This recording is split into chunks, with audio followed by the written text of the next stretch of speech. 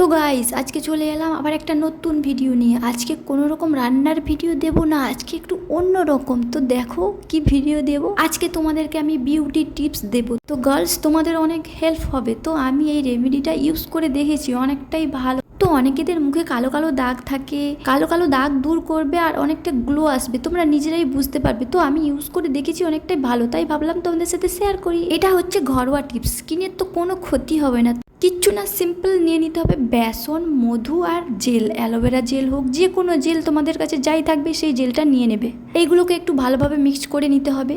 আর হ্যাঁ, আগে একটু ফেস ওয়াশ দিয়ে মুখটা তোমরা ক্লিন করে নিয়ে তারপর এটা লাগাবে। দেখো একবার করলে কিন্তু হবে না, এটা তোমরা সপ্তাহে 2-3 বার করে করবে, তারপর খুব ভালো রেজাল্ট তোমরা পাবে। এটা তোমরা 5 মিনিটের মতো ফেসে রাখবে, তারপর আবার ফেস ওয়াশ দিয়ে ধুয়ে দেবে। আর হ্যাঁ, এটা তোমরা ঠোঁটেও ইউজ করতে পারো। আমার ভিডিওটা ভালো লাগলে একটা লাইক করে দিও। আজকের মতো আসছি, টাটা।